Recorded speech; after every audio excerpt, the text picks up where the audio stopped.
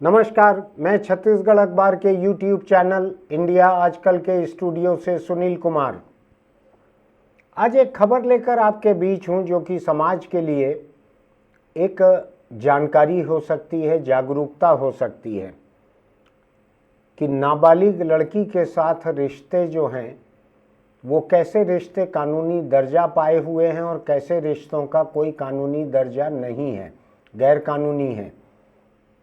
हुआ ये कि महाराष्ट्र, विदर्भ जो लगा हुआ है छत्तीसगढ़ से, वहाँ के वर्धा में एक नाबालिग लड़की से एक नौजवान के रिश्ते बने, सेक्स संबंध बने। उसके बाद उसने शादी कर ली। शादी के बाद में दोनों की तनातनी चलती रही, किसी भी वजह से चली होगी पति पत्नी में। पत्नी नाबालिग थी, 18 साल से कम उम्र की थी। उनके बीच सेक्स चलते रहा। लड़की ने विरोध किया उसका, लड़की ने उसके खिलाफ रिपोर्ट लिखाई कि मेरी मर्जी के खिलाफ मेरा पति सेक्स कर रहा है। बच्चा हुआ, बच्चा डीएनए टेस्ट में साबित हुआ इन दोनों का है। लड़की ने कहा कि मेरी मर्जी के खिलाफ सेक्स करता था मेरा पति। मैं मामले की जटिलता में जाना नहीं चाहता कि ये शादी किन जटिलताओं में हुई, इनके बीच कैसे रिश्ते थे, क्यों लड़की की सहमति नहीं थी सेक्स को लेकर। क्योंकि हिंदुस्तान में कई अदालतें ये मानकर चलती हैं कि अगर पति पत्नी हैं तो उनके बीच सेक्स स्वाभाविक है, मर्द का हक है पत्नी से सेक्स करना, सेक्स पाना। और इसीलिए आपको ध्यान होगा कि शादीशुदा जोड़ों के बीच में अगर महिला रेप का आरोप लगाती है पति के ऊपर तो उसको कोई कानूनी दर्जा प्राप्त नहीं है, उसमें किसी सजा का प्रावधान नहीं है, जिसको मैरिटल रेप कहा जाता है, शादीशुदा जोड़ों के बीच बलात्कार, उसका कोई कानूनी दर्जा नहीं है। बहुत उसके ऊपर सुप्रीम कोर्ट तक बहस हुई, भारत सरकार ने उस पर अपना पक्ष रखा, कहा कि अगर शादीशुदा जोड़ों के बीच के सेक्स संबंधों को लेकर किसी एक की शिकायत पर, यानी महिला की शिकायत पर अगर पुरुष के खिलाफ बलात्कार का जुर्म दर्ज होने लगेगा तो उससे भारत का सामाजिक ढांचा चरमरा जाएगा, विवाह नाम की संस्था कमजोर हो जाएगी। मैं इस मामले में अभी कोई जजमेंट पास नहीं कर रहा हूं, मैं अपनी कोई ठोस राय नहीं दे रहा हूं, लेकिन पहली नज़र में मुझको शादीशुदा जोड़ों के बीच के सेक्स को लेकर अगर बलात्कार का कानून कोई बनता है तो मुझको उसमें कुछ एक जटिलताएं दिखती है जिनको सुलझाना होगा। कि अगर मान लीजिए दोनों के बीच सहमति से सेक्स होता है, अगर दोनों बालिग हैं, सहमति से सेक्स होता है और बाद में अगर पत्नी को शिकायत हो जाती है कि नहीं ये सेक्स नहीं होना चाहिए था, गलत हुआ है, या किसी वजह से भी वो बलात्कार की रिपोर्ट लिखाती है, तो फिर पति के लिए बचाव का कोई जरिया नहीं रहेगा अगर मैरिटल रेप का कानून बन जाएगा तो। दूसरी बात यह है कि क्या पति पत्नी से हर बार सेक्स के पहले कोई एक घोषणा पत्र पे दस्तखत करा सकता है कि आज इस तारीख को इतने बजे हम दोनों आपसी सहमति से सेक्स कर रहे हैं। पुरुष का बचाव कैसे होगा, पति का बचाव कैसे होगा, ये एक सवाल मेरे दिमाग में कौंधता है। इसलिए नहीं कौंधता है कि मैं पुरुष हूँ, मैं पुरुष होते हुए भी महिला के अधिकारों के लिए अधिक लड़ने वाला व्यक्ति हूँ। मेरा पूरा करियर जो है जर्नलिज्म में महिला अधिकार के लिए लड़ते हुए गुजरा है। इसलिए मेरी कही हुई इस बात को, मेरे उठाए हुए इस सवाल को इस नज़रिए से न देखा जाए कि मैं महिला विरोधी बात कर रहा हूँ। मैं एक जायज़ बात कर रहा हूं कि पति पत्नी के बीच अगर ऐसी शिकायत होती है तो पति का बचाव कैसे होगा। जैसे कि बलात्कार के किसी भी मामले में होता है, लड़की अगर महिला का कहा हुआ शब्द जो है वही एक सबूत रहता है अधिकतर मामलों में। तो ऐसे में शादीशुदा जोड़ों के बीच अगर कल के दिन किसी बात को लेकर तनाव होता है और पत्नी ये रिपोर्ट लिखाए कि मेरे साथ पति ने बलात्कार किया है, तो क्या होगा। मुझको लगता है भारत सरकार ने जो सुप्रीम कोर्ट में कहा है, मुझको उस तर्क में थोड़ा सा दम लगता है कि इससे विवाह नाम की संस्था गड़बड़ा जाएगी, चरमरा जाएगी। जो इसके खिलाफ हैं, जो मैरिटल रेप के पक्षधर लोग हैं, हिमायती हैं कि मैरिटल रेप के खिलाफ सजा का कानून बनना चाहिए, उन लोगों को इस बात का जवाब अदालत में देना होगा कि शादीशुदा जोड़ों के बीच सहमति के जो संबंध हैं उसके बाद अगर पत्नी को किसी बात को लेकर असहमति होती है और वो ऐसी रिपोर्ट लिखाती है तो पति के बचाव का क्या जरिया होगा। ये एक जायज़ सवाल है, इसका जवाब आना चाहिए। इसके जवाब पे विचार किए बिना मैं अभी गुण दोष के आधार पे इस ऐसे किसी कानून का हिमायती नहीं हो पा रहा हूँ। मैं महिला अधिकारों का हिमायती हूँ लेकिन ऐसे कानून का हिमायती नहीं हो पा रहा हूँ। लेकिन ये मामला जो है, जो बॉम्बे हाई कोर्ट की नागपुर बेंच ने अभी सुलझाया है, उसने फैसला दिया है। एक वर्धा की एक जिला अदालत जहाँ पे इस मामले की सुनवाई हुई थी, नाबालिग पत्नी ने पति के खिलाफ बलात्कार की रिपोर्ट लिखाई। शादी हो चुकी थी, लड़की नाबालिग थी, उसने बलात्कार की रिपोर्ट लिखाई कि मेरी सहमति के बिना इसने मेरे साथ ज़बरदस्ती संबंध बनाए, बलात्कार किया, उससे ये बच्चा हुआ। बच्चे के डीएनए टेस्ट से साबित हो गया कि यही दोनों उसके माँ बाप हैं। उस पे जिला अदालत जो है, वहाँ का ट्रायल कोर्ट है वर्धा का, उसने 10 साल की सज़ा सुनाई, 10 साल की कैद सुनाई इस पति को। पति भी नौजवान है, 20-25 साल के बीच का नौजवान है। लड़की अब बालिग हो गई है, लेकिन जिस दौर का उसने ये किस्सा बताया है, जिस दौर को लेकर उसने शिकायत की है, रिपोर्ट लिखाई है, उस दौरान वो शादीशुदा थी इस लड़के के साथ, लेकिन नाबालिग थी। तो वर्धा की अदालत ने ये सज़ा सुनाई। हाई कोर्ट ने जारी रखा इसको, कहा कि 18 साल से कम उम्र की अगर पत्नी है तो उसकी सहमति की कोई कीमत नहीं है। सेक्स के लिए सहमति देने का उस लड़की को कोई अधिकार भी नहीं है। तो 18 साल से कम उम्र की लड़की अगर पत्नी है तो उसके साथ सेक्स पॉक्सो एक्ट के तहत जुर्म है और 10 साल की सज़ा जो सुनाई है वर्धा की अदालत ने, उसको हाई कोर्ट ने एकदम सही माना है। अब इससे एक सवाल उठता है, मैं ज़्यादा बलात्कार पे चर्चा करने खड़ा नहीं हुआ हूँ, लेकिन मैं बाल विवाह पे चर्चा करने के लिए ज़रूर खड़ा हुआ हूँ। अगर दूल्हा और दुल्हन दोनों ही नाबालिग रहते हैं तो पूरे के पूरे दोनों परिवार जो हैं गुनहगार रहते हैं। बाल विवाह के खिलाफ जो कानून बना है उसके तहत पूरे परिवारों को सज़ा हो सकती है। पंडित को जिसने शादी करवाई है, मुस्लिम कानून अलग है, इसलिए मैं पंडित बात कर रहा हूँ, मुस्लिम कानून अलग है, ध्यान रखिएगा। मैं पंडित की बात इसलिए कर रहा हूँ कि हिंदू विवाह का कानून अलग है, मुस्लिम विवाह का अलग है।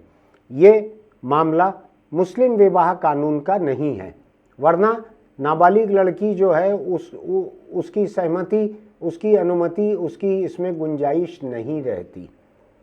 तो ये मामला जो है, ये ऐसे किसी मामले में नाबालिग के दोनों तरफ के परिवार, पंडित, शायद मेहमान जो मौजूद रहते हैं, उनको भी सज़ा हो सकती है बाल विवाह अधिनियम में। तब सवाल ये उठता है कि अगर शादी हो ही गई है ऐसी, जिसमें लड़का बालिग है और लड़की नाबालिग है, और शादी के बाद अगर सेक्स संबंध बनते हैं, तो ध्यान रखिएगा उसमें लड़की की सहमति की कोई कीमत नहीं है। ये मामला, बलात्कार का मामला दर्ज हो सकता है, स्थापित हो जाएगा। अब मैं अभी ये बात आपके सामने नहीं कह पा रहा हूँ कि अगर ऐसी कोई शादी हो गई है जिसमें लड़की नाबालिग है, लड़का बालिग है, लड़की कोई शिकायत नहीं करती है, तो क्या होगा। ऐसा मामला अदालत के सामने नहीं था, मेरे सामने भी नहीं है, लेकिन उसकी सहमति की कोई कीमत नहीं है। अगर मामला अदालत में गया है, जिसकी भी शिकायत के आधार पे गया हो, तो अब सवाल एक दूसरा भी उठता है, उसको भी समझने की ज़रूरत है कि इस मामले में पॉक्सो के तहत तो सज़ा हो गई है, क्या बाल विवाह अधिनियम के तहत दोनों परिवारों के ऊपर भी अलग से कोई सुनवाई हुई है कि नहीं? क्या उसमें दोनों परिवारों को सज़ा हुई है कि नहीं? नाबालिग लड़की से शादी करवा दी गई।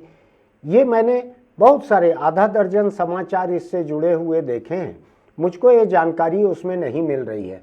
लेकिन ये मेरी उत्सुकता है कि नाबालिग लड़की की शादी अगर करवा दी गई है तो दोनों तरफ के मेहमान, दोनों तरफ के परिवार अगर हिंदू विवाह है तो पंडित, ये सारे के सारे लोग उसमें सज़ा के हकदार रहते हैं, सज़ा पाने के पात्र रहते हैं। फिलहाल यहाँ पर बाल विवाह अधिनियम के तहत कोई मामला चला हो उसका जिक्र इन समाचारों में नहीं है, लेकिन मैं ये याद दिलाना चाहता हूँ कि बाल विवाह के किसी भी मामले में, आज आपको ध्यान है कि शादी के मामले में बहुत सारे ऐसे मामले हैं। मेरे शहर से लगे हुए बगल के ज़िले में 2 लड़कियां हो गई तो ससुराल जो है उसने ताना देना जारी रखा कि लड़की ही लड़की पैदा करती है, लड़की ही लड़की पैदा करती है। तो महिला ने, घर की बहू ने जलकर जान दे दी, पूरा कुनबा गिरफ्तार हो गया, क्योंकि उस महिला की दोनों बेटियों ने गवाही दी थी कि हमारी दादी पिता ये सारे लोग ताना कसते रहते थे कि लड़की ही लड़की पैदा करती है। तो तानों से थक कर उसने खुदकुशी कर ली। ऐसा ही अगर मान लीजिए पति पत्नी के बीच कोई तनाव होता है, नाबालिग की शादी हो गई बालिग से और पति पत्नी के बीच तनाव हुआ और पत्नी ने अगर ऐसी रिपोर्ट लिखा दी, तनाव किसी भी जोड़े के बीच हो सकता है, ध्यान रखिएगा। अगर ऐसा तनाव हो गया और नाबालिग पत्नी ने रिपोर्ट लिखा दी तो 10 साल की कैद है। ध्यान रखिएगा इस बात का, ध्यान रखिएगा इस बात का। हिंदुस्तान में जब शादी होती है तो आम तौर पर लड़की की उम्र कम रहती है, लड़के की उम्र 2 साल 4 साल 5 साल 8 साल ज़्यादा रहती है। इसका एक किस्सा अलग है, मैं उस किस्से को कई बार लिख चुका हूँ, आप चाहेंगे तो बतला भी सकता हूँ कि हिंदुस्तानी मर्द अपने से खासी कम उम्र की लड़की से शादी इसलिए करते हैं कि जब खुद के मरने का वक्त आ जाए उस समय भी बीवी जो है चालू हालत में रहना चाहिए, कामकाजी रहना चाहिए, मरने वाले मरणासन्न पुरुष की, मर्द की, पति की सेवा कर सके। इसलिए उसको आखिरी में जाकर एक जो नर्स की ज़रूरत पड़ती है, तो जवानी में वो पत्नी जो है एक देह का काम करती है, घर में नौकरानी का काम करती है और अपने पति या मर्द के मरते हुए वो एक नर्स का काम करती है। तो मर्द बहुत होशियार हैं हिंदुस्तान के, वो आम तौर पर अपने से खासी छोटी लड़की से शादी करते हैं कि जब बुढ़ापे में खुद के मरने की नौबत आ जाए तो उस वक्त भी वो सेवा करे। इसलिए जब कभी कोई शादी ऐसी होगी, बाल विवाह होगा, तो ध्यान रखिएगा कि उसमें पुरुष जो है पति वो जल्दी बालिग हो जाएगा। अगर दोनों नाबालिग हैं तो भी पुरुष जल्दी बालिग हो जाएगा। उसके बाद अगर तनातनी होती है तो लड़की जो है असहमति से सेक्स अगर है, सहमति से भी है, मान लीजिए उसकी सहमति की कोई कीमत नहीं है, अगर वो शिकायत करेगी तो उसका पति तुरंत गिरफ्तार हो सकता है अगर पत्नी नाबालिग है तो।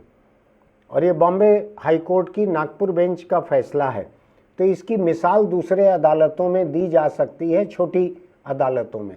और अगर इस किस्म के किसी फैसले, इस किस्म के किसी मामले पे किसी प्रदेश के हाई कोर्ट में इससे उल्टा फैसला नहीं हुआ है तो हाई कोर्ट में भी ये मिसाल दी जा सकती है नागपुर बेंच की, कि ये नागपुर बेंच ने ये कहा था कि ये बलात्कार है, 10 साल की कैद सुनाई थी। तो ये मिसाल कई जगह, ये नज़ीर कई जगह काम आएगी। मैं आज केवल ये सावधान करने के लिए खड़ा हुआ हूँ कि जो लोग बाल विवाह करवा रहे हैं उनको ये ध्यान रखने की ज़रूरत है कि लड़का लड़की दोनों ही आज नाबालिग हैं, तो नाबालिग लड़के के ऊपर नाबालिग लड़की से सेक्स पे वो क्राइम नहीं बनता जो पॉक्सो एक्ट के तहत बनता है। लेकिन ध्यान रखिएगा, नाबालिग लड़के के ऊपर भी नाबालिग पत्नी से अनचाहे असहमति के सेक्स पर क्राइम बनता है, पहली बात। दूसरी बात, लड़का पहले बालिग हो जाएगा, उस वक्त अगर लड़की असहमत है और वो इसकी रिपोर्ट लिखाएगी तो लड़का सज़ा का हकदार रहेगा। 10 साल की कैद हुई है। ये मैं इसलिए कह रहा हूँ कि आपके आसपास कहीं बाल विवाह हो रहे हों, लड़की 18 साल से नीचे की हो, लड़का 21 साल से नीचे का हो, अगर बाल विवाह हो रहे हैं तो समझाइएगा लोगों को कि जो बालिका वधू अभी जो दिख रही है, ये हो सकता है शादी के बाद कुछ अरसा वो सहमत भी रहे सेक्स से, लेकिन जिस दिन वो असहमत होगी उस दिन नाबालिग के साथ सेक्स चाहे वो पत्नी ही क्यों न हो, नाबालिग के साथ सेक्स का मामला उसमें बनेगा और उस पर सज़ा होगी। ये ध्यान रखिएगा कि हिंदुस्तान में लड़के की शादी की उम्र 21 साल है। 21 से छोटे लड़के की शादी अगर आप करते हैं तो बाल विवाह के गुनहगार हैं। लड़की 18 से छोटी है तो भी बाल विवाह के गुनहगार हैं। और ध्यान रखिएगा, लड़का 21 का हो गया और लड़की 18 की नहीं हुई तो उसके बाद के संबंध जो रहेंगे दोनों के, पति पत्नी हैं, चाहे बाल विवाह को तोड़ के आपने शादी की हो, पति पत्नी तो हैं, उसमें उनको सज़ा नहीं होती। बाल विवाह करने वाले बच्चों को, करवाने वाले माँ बाप परिवार को सज़ा होती है। लेकिन अगर 21 साल का लड़का हो गया है और लड़की अगर 18 की नहीं हुई है तो किसी शिकायत होने पर, बहुत तरह के मामलों में शिकायत होती है, दहेज के मामलों में शिकायत होती है, प्रताड़ना के मामले में शिकायत होती है, लड़की पैदा करने के मामले में अभी आत्मदाह किया है एक बहू ने। तो ऐसे कई मामलों को लेकर एक खतरा ये है कि लड़की ने अगर शिकायत दर्ज करा दी कि मेरा पति मुझसे बलात्कार कर रहा है, जबरिया सेक्स कर रहा है, 10 साल कैद है। इसलिए अपने बच्चों का बाल विवाह कराने के पहले इस बात का ध्यान रखिएगा कि अगर किसी नाबालिग लड़की से आप अपने लड़के की शादी करवा रहे हैं तो वो 10 साल कैद का खतरा झेलता है। इतना शौक मत रखिए बाल विवाह का, इतनी जल्दी मत कीजिए दादा दादी बनने की, पोता पोती पाने की इतनी हड़बड़ी मत कीजिए। वक्त आने पर सब ठीक होता है। मेडिकल साइंस भी कहता है कि नाबालिग लड़की जब माँ बनती है तो वो भी कमज़ोर रहती है, उसकी जान को खतरा रहता है, बच्चे जो हैं उनकी ज़िंदगी को भी खतरा रहता है और वो कई तरह से कमज़ोर रहते हैं। वो बच्चे, नाबालिग लड़की से पैदा बच्चे कमज़ोर रहते हैं। तो मत कीजिए ऐसा। बाल विवाह कई तरह से खतरनाक है। एक तो करवाएंगे तो पूरा कुनबा जेल जा सकता है। अब नाबालिग बच्चों की शादी करवा दी है, वो घर में है और पूरा कुनबा जेल में है, तो वो क्या करेंगे? वो तो खाना बना के टिफ़िन भी नहीं ला सकते जेल में देने के लिए जब तक मुकदमा चलेगा। एक बार सज़ा हो जाएगी तो फिर तो जेल के भीतर ही चक्की पीसना पड़ेगा और वहीं की रोटी तोड़नी पड़ेगी। तो इस बात का ध्यान रखिए। आपके समाज में अगर बाल विवाह का चलन भी है तो भी ध्यान रखिएगा कि आपके ख़ानदान का जो चिराग है, आपकी आँखों का जो तारा है, आपका जो कुल दीपक है, आपके वंश को बढ़ाने वाला है, वो हो सकता है 10 साल जेल चले जाए। कभी ये गलती मत कीजिएगा नाबालिग बच्चों की शादी करवाने की। इसमें खतरे ही खतरे हैं, डॉक्टरी खतरे हैं, सेहत के लिए खतरे हैं, कानूनी खतरे हैं। ये एक बड़ा फैसला है, इसको ध्यान रखिएगा कि पत्नी ही पति के खिलाफ रिपोर्ट लिखा दे। कई तरह के झगड़े होते हैं। कुछ लोगों का ये भी मानना है कि कुछ महिलाएं, लड़कियां पति के खिलाफ झूठी रिपोर्ट भी लिखाती हैं। मैं उसमें नहीं जाता। मैं तो मानता हूं कि अदालत तय करती है कि रिपोर्ट झूठी है कि नहीं, मैं तय नहीं करता। लेकिन कई लोगों का कहना है कि कुछ बहुएं, कुछ पत्नियां झूठी रिपोर्ट भी लिखाती हैं प्रताड़ना की।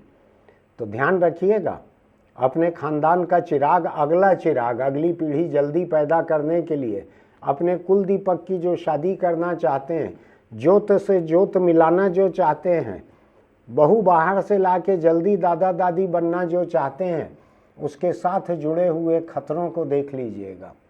अपने आसपास गरीबों में इस बात का चलन ज़्यादा है बाल विवाह का, अशिक्षित लोगों में ज़्यादा है, कमज़ोर लोगों में ज़्यादा है। उनको भी समझाते चलिए।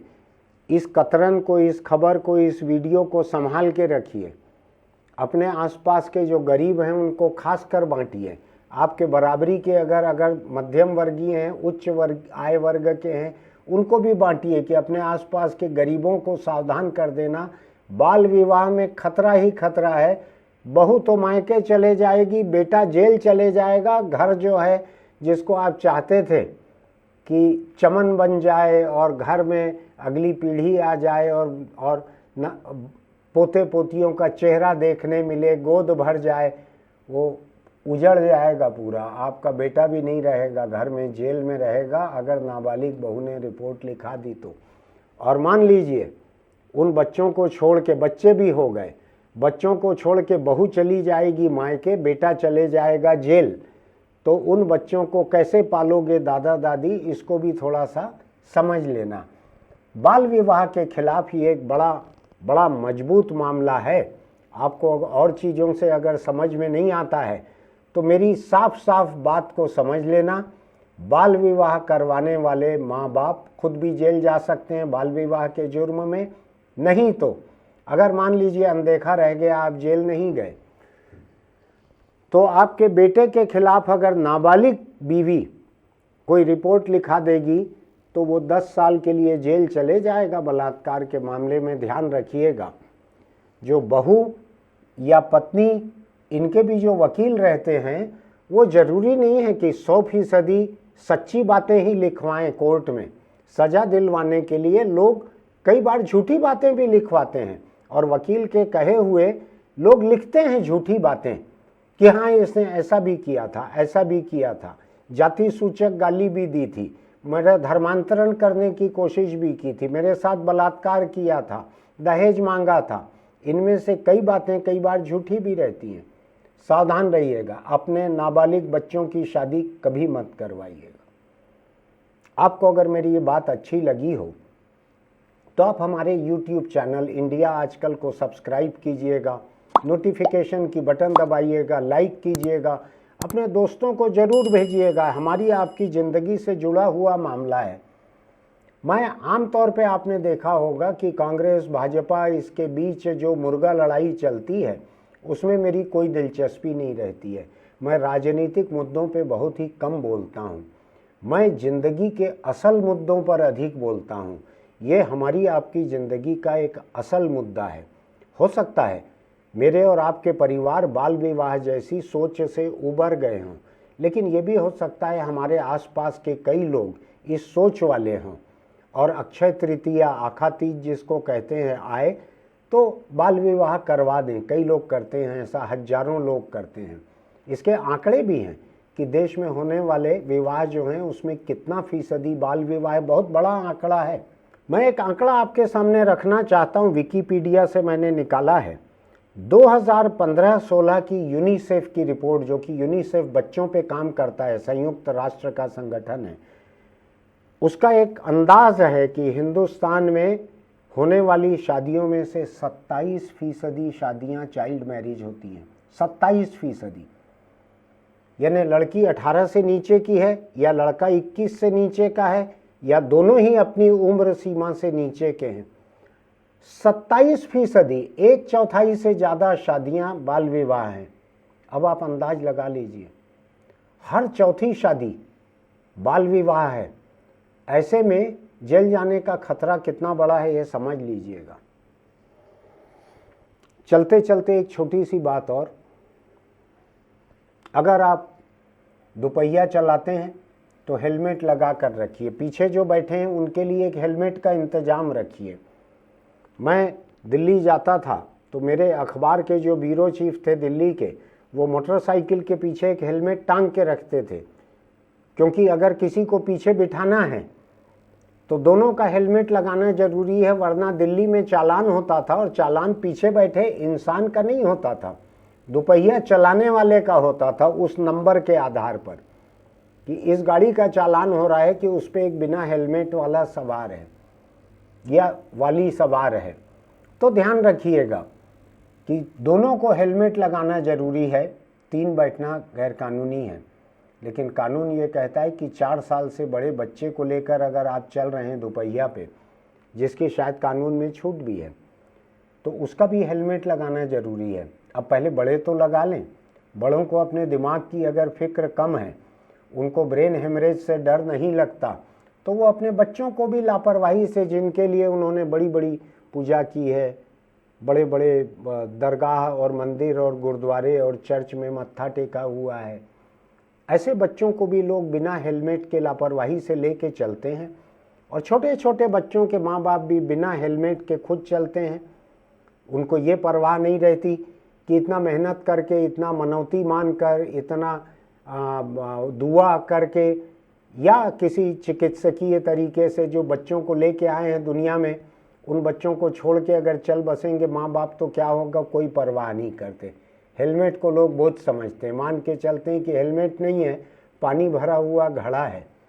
हेलमेट आपकी ज़िंदगी बचाता है। मैं हर दिन अपना गला ख़राब करता हूँ इस बात को दोहराने में, सड़क चलते भी बोलता हूँ। जो दोस्त मेरे पास दोपहिए पे आते हैं उनको भी कहता हूँ कि हेलमेट लगाओ। कुछ दोस्तों से ऐसा रिश्ता है कि साल में उनको एक आध बार कोई तोहफा देना है, तो मैं इनको उकसाता हूँ कि मैं गिफ्ट कर दूँ क्या हेलमेट, सबको तो नहीं दे सकता लेकिन तुम दोस्त हो, तुमको ले दूँ क्या हेलमेट में। तो कुछ लोग अपने पैसों से ले लेते हैं जाकर। आप भी कुछ भी कीजिए, 1000-1500 रुपये जो हैं ज़िंदगी से ज़्यादा नहीं है। आपको अपनी ज़िंदगी, पीछे जो बैठे हैं उनकी ज़िंदगी, दोनों का ख्याल रखना चाहिए। चालान किसी भी दिन अगर शुरू हो जाएगा हेलमेट का दाम, तो चालान में निकल जाएगा। और मैं चालान और जुर्माने से नहीं डरा रहा हूँ, मैं मौत से डरा रहा हूँ। आपको पैरालिसिस ना हो जाए, आप कोमा में न चले जाएं, ब्रेन हेमरेज से आपका एक तरफ का हिस्सा काम करना बंद कर दे। बहुत बुरी मौत होती है। जो तरबूज रहता है ना, कहीं सड़क पे देखा होगा आपने, तरबूज फट जाता है, ऐसा सिर आपके घर पहुँचे, अच्छा लगेगा क्या। तो हेलमेट लगा के ही दोपहिए पे चलिए। फिर मिलेंगे।